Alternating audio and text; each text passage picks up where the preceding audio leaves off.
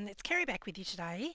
I know it's been a while. I'm going to give you a bit of an update and tell you where I've been and what's been happening. And I'm also going to share one of Reni's new digis.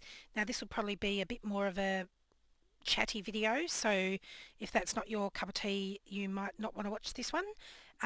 We will be making some of these cute little Christmas gnome scenes while I tell you a little bit about what's been going on. And the little gnomes are from one of Reni's newest digis. They're so cute.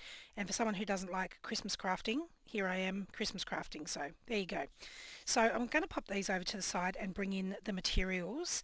I'll get Reni to share the digital images on screen because I have already cut out a bunch of the gnomes.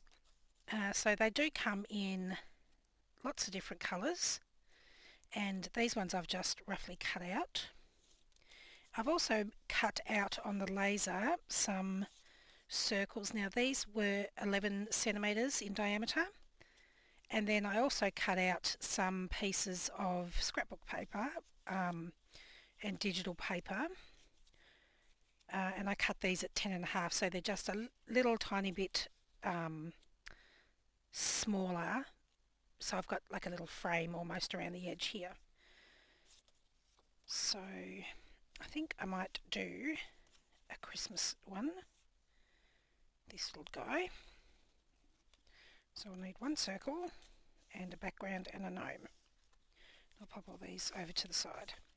Alright, so to give you a little bit of background slash update, earlier in the year, Steve, my partner, his mum passed away. So his dad had passed away a couple of years ago, about 3 years ago, but his mum has a very filled up property because his dad was in demolition and lots of other things. So I've been helping Steve a bit to try to sort all that out, which, you know, it's emotionally and physically taxing, which meant, you know, by the time I came home and wanted to make videos, I was already kind of tired.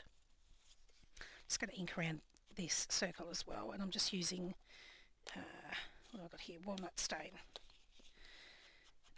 So yeah, the videos kind of took a bit of a backseat anyway, but I still sort of I still want to get videos done. I like making videos and sharing techniques and different bits and pieces. And then I also in June took on a little job. It's only 1.5 days a week, but when you're already running your own business and you take on another job, you know, the time's got to come from somewhere. So the shop suffers a little bit because I'm not available to make new items or help Reni with information for listings and make videos and that sort of thing. So that's another little chunk of time gone.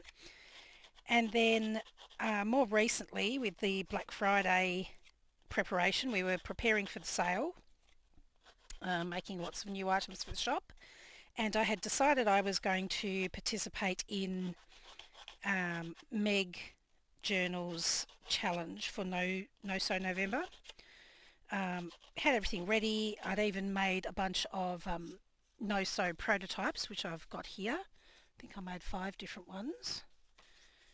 So these were all no sew journals, which I was going to, you know, share how I made those and then pick one to do the challenge with. And then one of our cats got quite ill. He was fine. He was, you know, eating and normal, and then all of a sudden he didn't even, like any of you who have cats will know, you know when a cat is going to be sick. They sort of make all these horrible sounds, and you know, it can wake you from the deadest of sleeps in the middle of the night if you hear that noise starting. Anyway, he didn't make the noise to let us know he was, you know, going to be sick. He would just literally like regurgitate. So I thought that was a bit odd. And then the next day he seemed not too bad. Still wasn't really interested in any food, but I offered him one of the creamy treats, or we call them licky sticks. It's like a little tube with like a creamy paste inside that's, you know, supposed to be like a treat for the cat. Anyway, he ate one of those, and literally about 10 seconds after he ate it, he did the whole regurgitation thing again, which I was like, that's not great. Kept an eye on him, and then a little bit later that day he did it again, and I thought, no, this isn't right. It had been sort of 24 hours and he was still unwell. So we rushed him to the emergency vet. It was, I think it was Sunday night around 9 in the evening, and the vet there said that he would give him some, he said he was still hydrated and there's a chance it could just be something he's eaten. It could be like a cat gastro type thing. Oh, hello, kitty cat. This isn't the sick one. This is Willow. Don't stand on the keyboard. How are you, sweetie pie? Don't go on the keyboard. Come over here and say hello to everybody. And say hi. Say hi.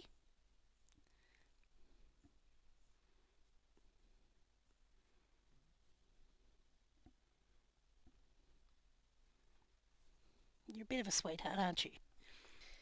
Anyway, I took him to the emergency vet and they said, we'll give him some anti-nausea and some pain relief, see how he goes overnight. If he's no better, go back and see a normal vet the next morning. So when I woke up the next day, he was still no better. He was just laying on the tiles in the kitchen, and I tried to, put him on a blanket because I thought the tiles are going to be hard and cold and uncomfortable. But as soon as I put him on the blanket, he got off and walked straight to the tiles, and I thought, well, maybe he likes the coolness of the tiles. Rang the vet, was able to get an appointment in a couple of hours, so just kept an eye on him. Took him down to the vet, and they did blood tests. His electrolytes were really low. His potassium was kind of dangerously low. Nothing obvious in the blood tests in the way of infections or anything like that. So the next step was to do some x-rays. So we left him in the care of the vets for some x-rays. He's so cute, this little gnome. And they rang us about an hour later and said, there's something in his stomach, we're not sure what it is. It could be fabric or looks something with nondescript edges. And he's never really been, he doesn't chew foreign things. He doesn't eat hair ties or any of that kind of weird stuff. But the next step was either to have it scoped so they could have a proper look and potentially remove what it was. But if they couldn't tell what it was from the scoping, he would end up having to have surgery. If we were going to go with the scoping, we'd have to send him off to a different vet because they didn't have the facility to do it there. So at that point, I just wanted them to, get whatever it is out because he was already quite ill. So we opted for the surgery, and they did the emergency surgery that day.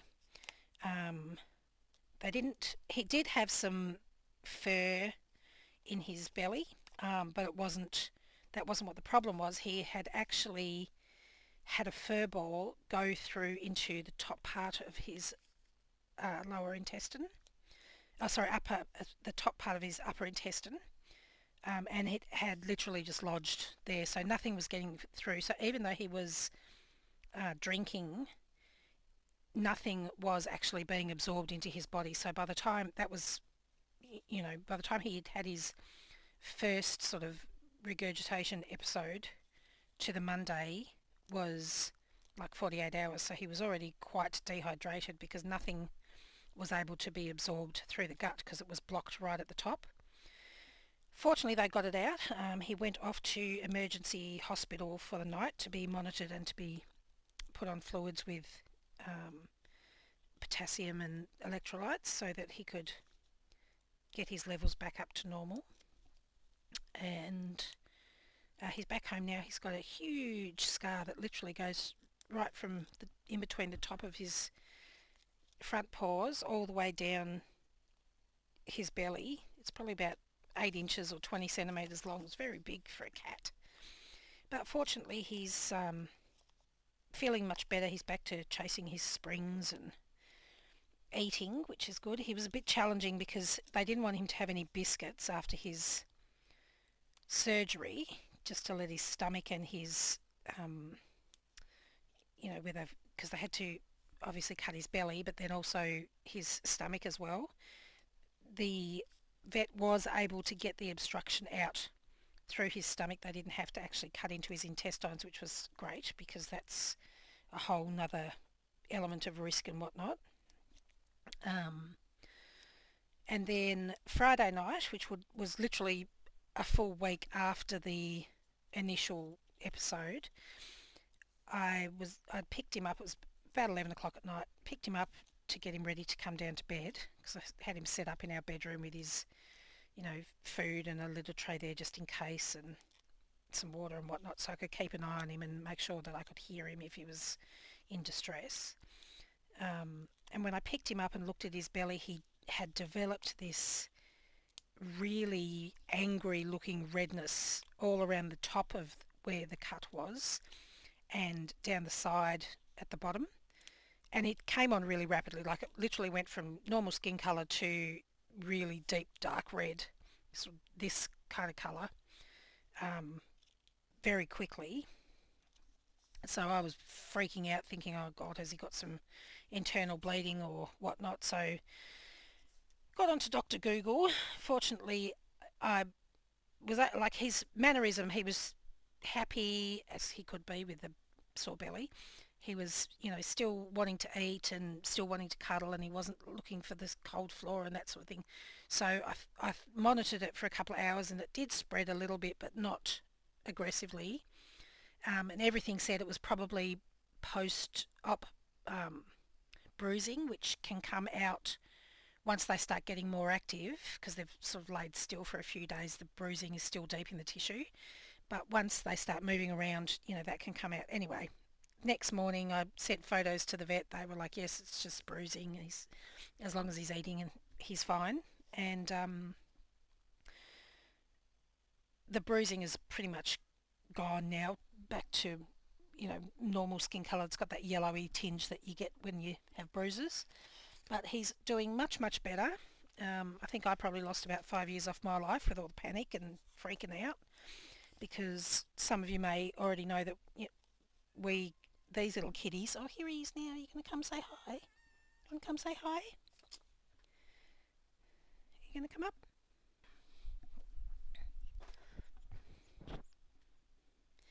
This is our special little boy. You can say hello. Say hello.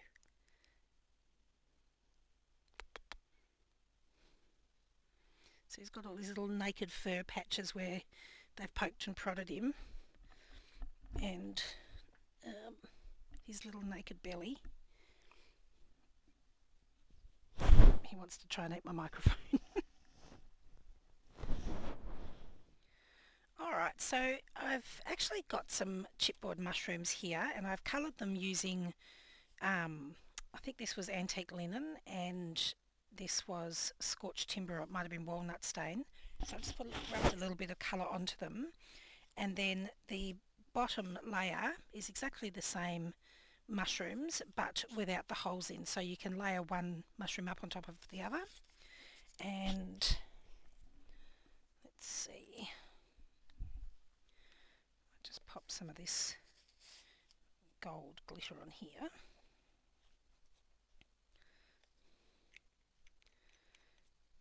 And I'm just going to use my finger to spread that out a little bit.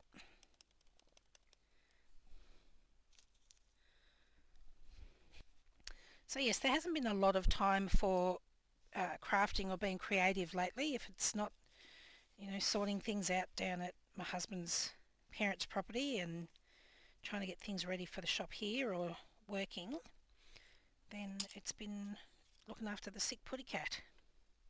But he's on the road to recovery now, so that's the main thing. It was so sad to see, because he's such a fun, active boy. He chases little springs, and he's very talkative, comes and seeks you out for cuddles and that sort of thing. So it was really quite hard to see him so unwell.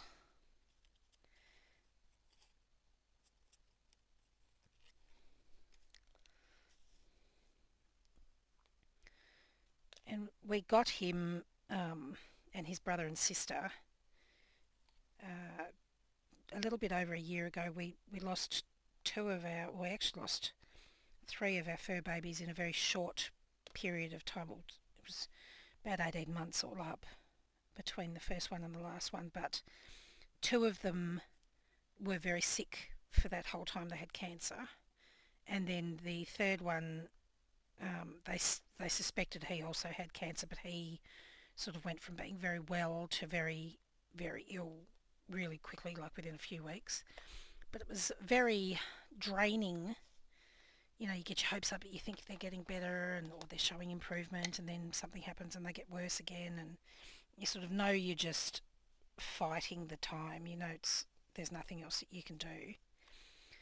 So when we got these three fur babies, they sort of brought joy back into our lives after having so much, cat sadness. But yeah, so when he got sick, I was a little bit, well, I was a lot panicky because he's so young. He's not quite 18 months old, so you don't expect them to be unwell to that level. So I've just coloured that mushroom in there. I think I might want to put a little bit more of this gold in the holes just to make it stand out a bit more.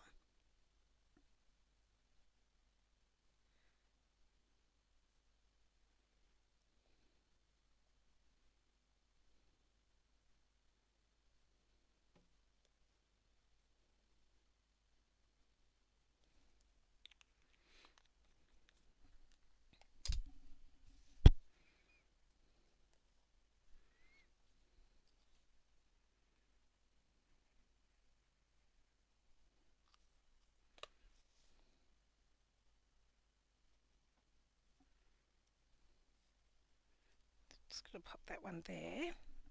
And I've also got some chipboard snowflakes.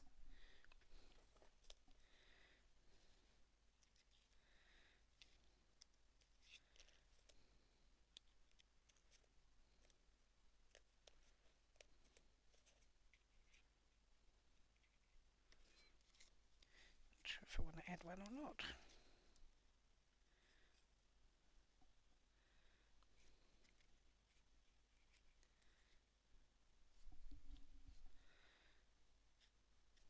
Covers up all the greenery at the top there. I could actually, I've got these snowflake dangly things. I could actually just put that one on top so that it sort of dangles from there. I think I might do that.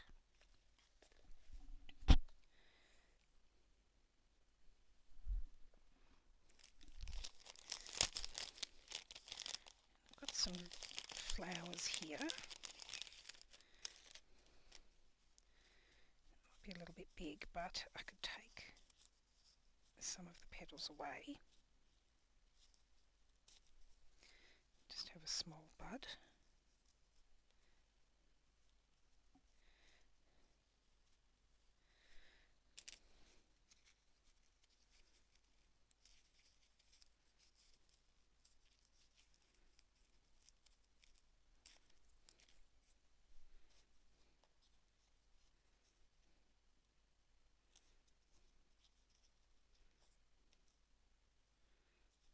Too much green.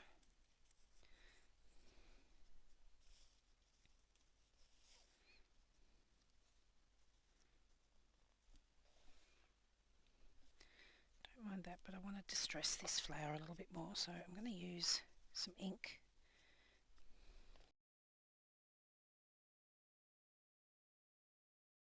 I'm just going to get a little bit of gesso. I'm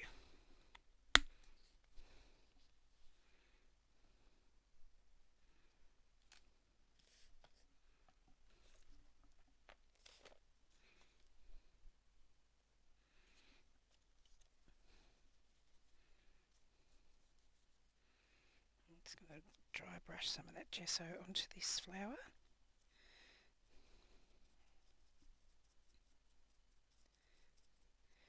And also the leaves.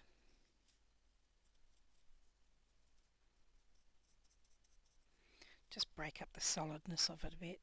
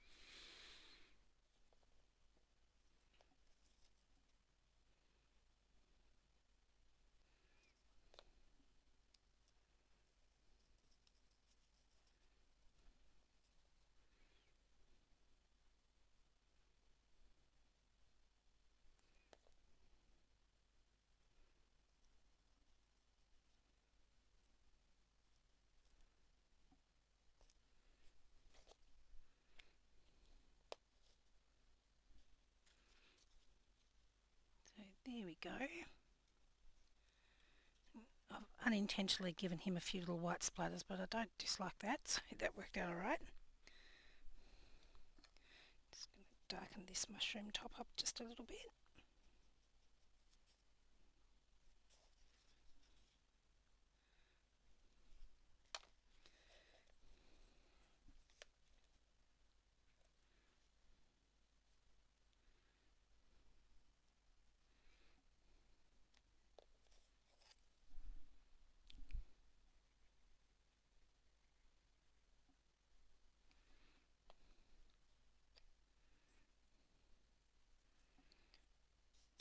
Just going to line that up as straight as I can.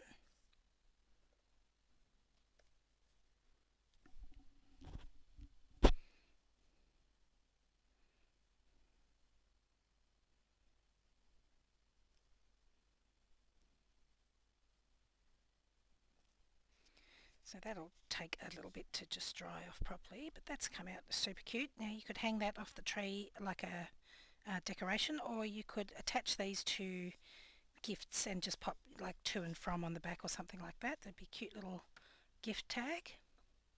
So anyway, that's Reenie's new kit. Thank you for listening to me waffle on about my woes. Hopefully I will be able to get back on top of getting videos sorted. The place that I work at on Fridays and Saturdays is actually closed during the school holidays or Christmas holidays here in Australia, so that'll give me a bit more time to be able to get back into making videos and hopefully stocking the shop. Speaking of stocking the shop, we do have our Black Friday sale going at the moment. There are some very awesome deals with up to 50% off. Whoops! She didn't make it. Up to 50% off quite a few items in the shop. So if you're looking for some craft supplies, feel free to pop over and have a squeeze. That'd be great. And I will leave a link to Reenie's Gnome kit in the description box below. So thank you so much for joining me today. I'll see you again next time. Bye.